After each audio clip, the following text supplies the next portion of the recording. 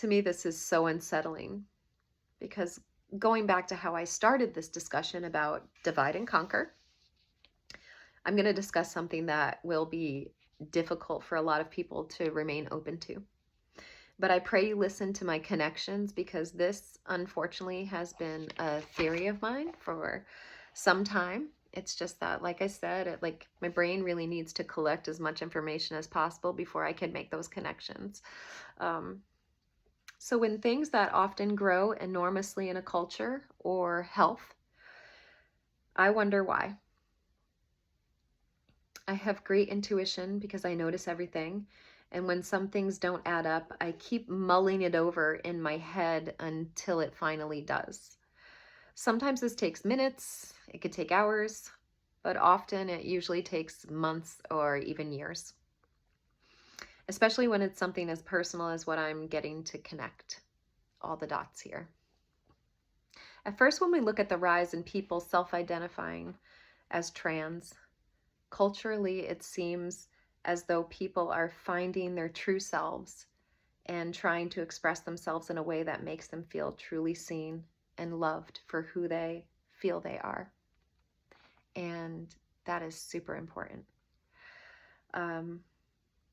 And if you are a compassionate person, you want all of your fellow humans to be able to be their true selves. This can, in this specific case, make a compassionate person who knows, maybe also the trans person who they care about knows, it could make them confused that what they see objectively, and of course objective is what everyone sees and agrees to as being true.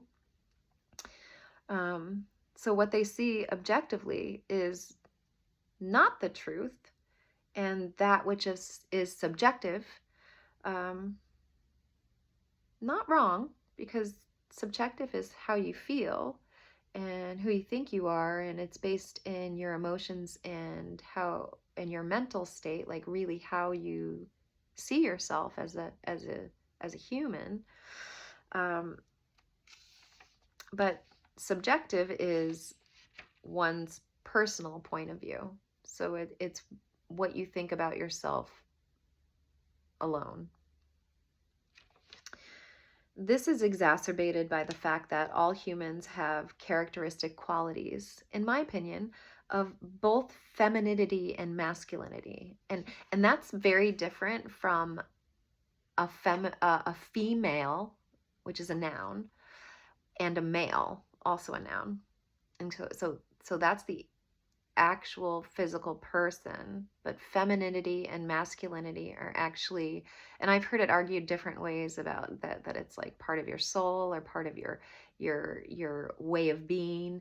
I think it's actually just like a characteristic of people, because femininity and masculinity is actually found in both men and women. Okay, it's not something that's only specific to one gender.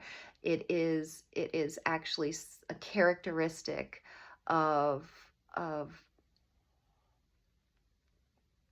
how those two parts of you, which in my opinion, I think is that fourth part. So we've already talked about your physical nature, your emotional nature, your mental nature, and then there's one very important part that I talked about in the very beginning, and that is your spiritual nature. That is your soul.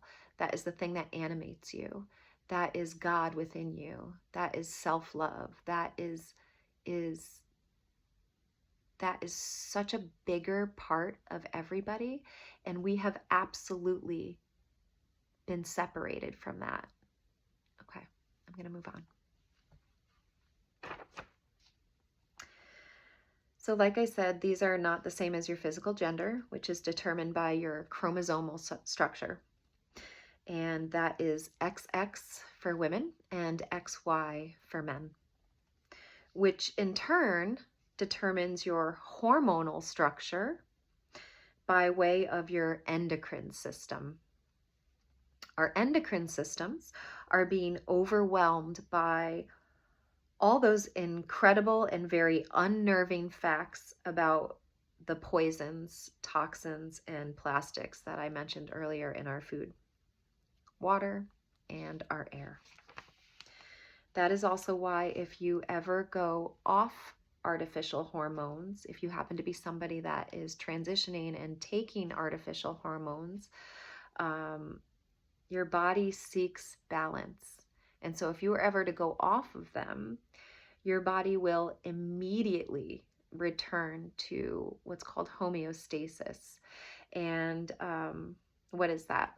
Well, if you haven't had the opportunity to study it or don't remember what that is from like a biology class, because I remember that, and recently when I was taking classes again for school, I had to take biology, and I remember reading about that. And I'm going to give you an example just to explain myself a little better. So homeostasis is the state of steady internal conditions maintained by living things. Okay, so everybody has it. Like, for example, like they always say like your body temperature is 98.6 degrees, and it does fluctuate a little bit, but like severe fluctuations in any direction are actually incredibly bad for your health and have lots of problems. And we all know that because everybody's been sick or had the flu or had a bad cold or had a fever. Okay, so an example of that would be getting a fever. And that is basically you heating up. So your core temperature is increasing. And your immune system will immediately go to work through the complex networks of organs, cells, and proteins, and they work together to lower that fever. So I want you to think about your house getting hotter or too hot, and then you turn the air conditioner on to kind of cool it down and bring it back to a temperature that is tolerable for you, but also, if we're talking again about the human body, that you're bringing that temperature back down to what is safe for your organs, your cells, and just for your body processes. Okay, so we need that homeostasis in order to just literally be here, because otherwise you get very sick. Okay, well, the endocrine system without artificial hormones would quickly bring you back to the physical. And your physical is what's called your phenotype, and that is literally how you look on the outside. And chemically, which is your internal homeostasis, that is based on your chromosomal structure. So again, XX for women, XY for men. And the reason why this is so important, and I am tying all four of these connections together, so stay with me.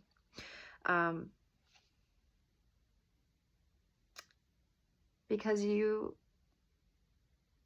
not God. God is within you, but you're not God. You are not the universe. It's within you, but you're not the universe. You are not Mother Nature. Mother Nature will immediately try to bring you back to homeostasis. That's her nature. And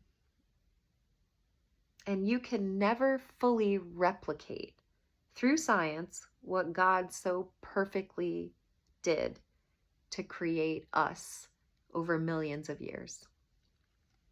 We are sexual beings, and like all sexual species, meaning that we reproduce by having sex, all sexual beings and the universe,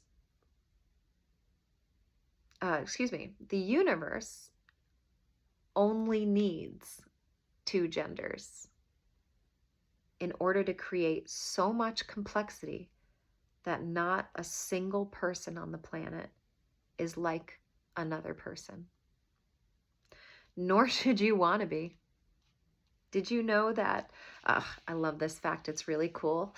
Did you know that in order for you to exist,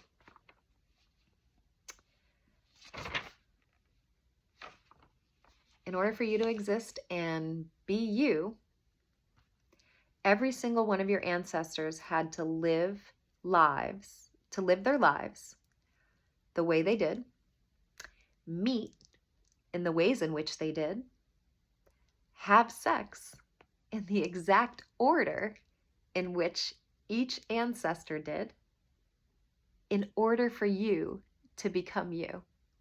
So think about that. That is every single ancestor behind you. And they're with you, by the way. Your ancestors are with you, man. But every single one of them, they had to be and do and procreate exactly the way that they did in order for you to even be here. I just love that. And I'm going to give you a little fact about that.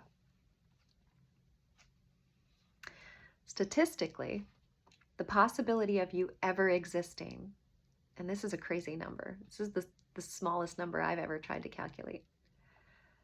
I didn't do this calculation, by the way. I just read it and then I tried to do the math after, and it was a lot. It was hard.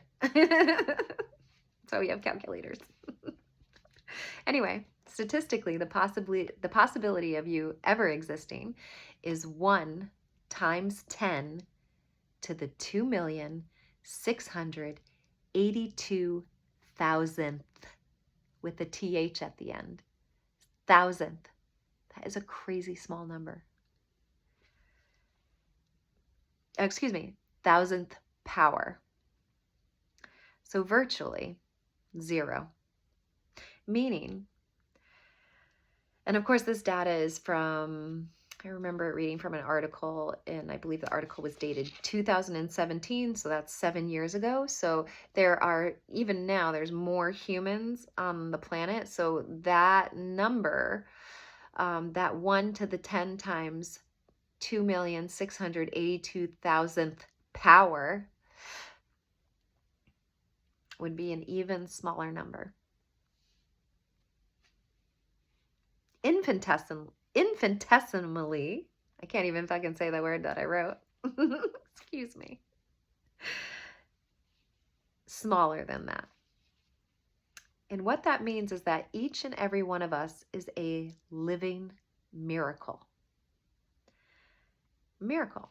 Now, this is my definition. I wrote about it a few years ago when I was journaling, visiting my brother and his wife in Maine.